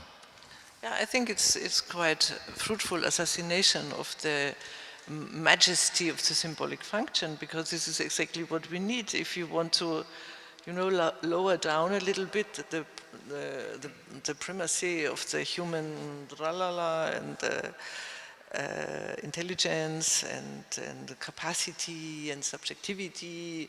Then, I mean, then do assassination of this function, of course. This is, I think, this is a little bit behind of this attack of language and speech through the apparatus. I mean, the apparatus and its biological definition.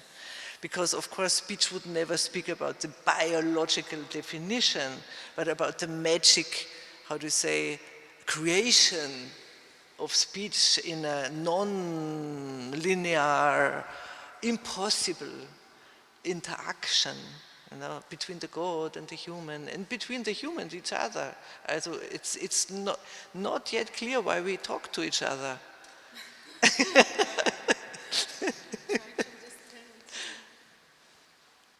I also like the idea of, because this was also related in some way to De Castro of semiophagy. I mean that the people there, or in cannibalism, in Amerindian cannibalism, it's less the eating of flesh, but more the eating of words. So you have to accurately identify with the enemy in some way, but by wording. So, and this is also an idea which I like to relate to our project, because we are not only speaking, we are always eating. I mean, eating the microbes, which are related to what we speak. So, I mean, I like this entanglement. Yeah, and one day we are going to become one then. If you are eating each other, one day we are going to become one person. At the end, you know. I mean, like, yeah. Yeah, sorry. No, it's just, I have two comments, like I didn't know about the idea that you mentioned about viveiros de caos, but there is the anthropophagia concept that you eat the enemy to become stronger, so it's like how to, the anthropophagia concept is about that. And the second comment I would like to say is the Hida say about the voice that contain your way of thinking and your life experience in the voice. So there is, I think it's quite interesting also aspect like like why you are talking, why you needed to talk to each other, you know. Why do you want to understand each other? I think that's more or less. Yeah, this is an important question for the end of the session. Why should we drink to each other now? So, yes, they should make conversation. Any comments? Rodrigo, Carol, Ray, are you still here? Yes, of course, we are listening to you. I'm here. So do you want Yeah. to comment on the session here in some way, or? Yeah, well, I'd like to have something to say, if I may. Yeah. I'd like to react to the comment on the end of history. Yes, that intrigues me, and I would say that from a conceptual perspective, the modern concept of history doesn't make sense to me as a scholar. And it perhaps never made sense for many people around the world. The idea that history could somehow synchronize all human experiences towards a brighter future by the means of a political project. Perhaps it always was a colonial ideology that never made much sense apart from being a beautiful representation for some and a terrible for others. But for ordinary experience, I'm not sure, because I would argue the opposite. I would argue that the modern concept of history is pretty much alive, and the proof of it, the evidence of it, is that it's killing us, this idea of eternal growth. And take, for instance, this die-hard situation. Take, for instance, the European Union project for 2030 to have one car in each three being electrical. Okay, there will be very good in Vienna or Paris or Berlin, but in the environmental damage will be just transported to the global south, you see. And particularly, and that's very interesting for us, particularly to regions in which we have presence of indigenous communities, because they are sitting on lithium, and we need that to charge your batteries from Tesla, which, by the way, the owner of Tesla is one of the advocates of technological singularity hypothesis, which really speaks for a way of colonizing or imagining.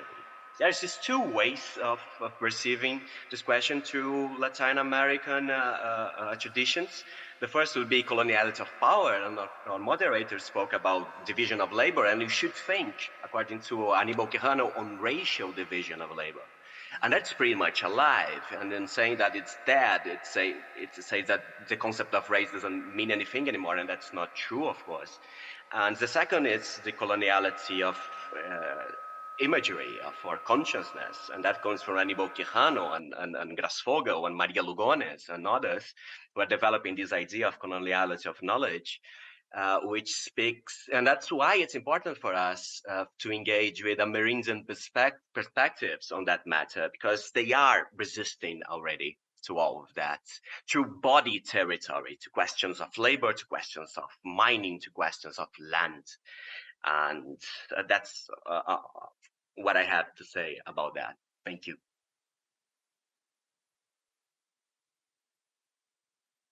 If I may add something, as sort of the outlier in the cohort of artists to present, the works that I've presented do not contain direct references to sound or voice. It's a question I've been thinking about for a while, and I began really questioning it when I read Sophia Roost's her writing on Screaming East. I don't know if anyone in the audience has read it. Sophia Roost is a historian. She calls herself a historian of deep time, which is a really cool title. And in that paper, she writes about how there's a scientist that uses AFM, atomic force microscopy, to make the sounds of yeast audible. And the scientist subjects the yeast colonies to different environments. When they're doused in alcohol, the cell walls of the yeast vibrate intensely, and that is translated into sound. And so the AFM, it works like a vinyl machine. A needle picks up the vibration of the cell walls, and the frequency that they make is within the human hearing range, but it's too low to be heard. So all he does is amplify it. And then the scientist proceeds to label that as the yeast screaming. So the question that Sophia asks in the paper is what it means to ask a colony of cells that do not perform speech in the way that humans do, to communicate in a way that is intelligible to humans. And ends the paper by saying the limits of listening is that to listen to something is always to speak for it. And so that is an idea that I've been contemplating in my work regarding sound. And I was wondering if other panelists have encountered this sort of, I guess, ethical, but also philosophical considerations of sound, voice, speech.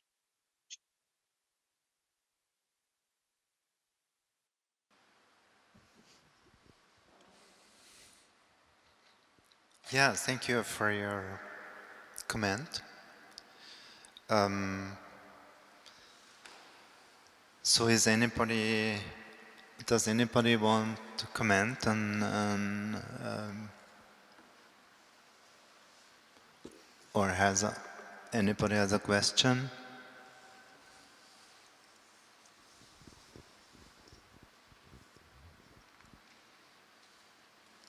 Elizabeth, final comment? Thank you, everybody. I think it was really great, this discussion tonight. And don't take me for wrong. I don't say that that's the end of colonization. It's not the end of exploitation. It's not the end of this type of economy. I only said it's the end of history, because the end of history means that it has no sense, but continues. It continues, though it has no sense before it was implemented by an idea. You know, all this type of things. I mean, I don't say that it has ended. This type didn't end. This type of things didn't end, but they lack the sense of history in the sense of providencia or a political program that is backed by metaphysics. So you're totally right. So thank you, everybody. I think that it was a great discussion, and it showed the whole range of problems, of questions, of beautiful ideas and insights, of creative moves within this whole difficult situation we are in. And I thank everybody for the input, especially you, the guests, who assisted us from abroad. It was so nice to have you here. And the ones who are here, all the researchers and artists, and those who listened, and the one who organized it Klaus Spies. A heartfelt thank you to you, and thank you everybody for your patience. And thank you everybody. We have a glass of wine here. Sorry that you cannot participate in here in Vienna. And thank you, bye-bye. Thank you. Bye. Thank you.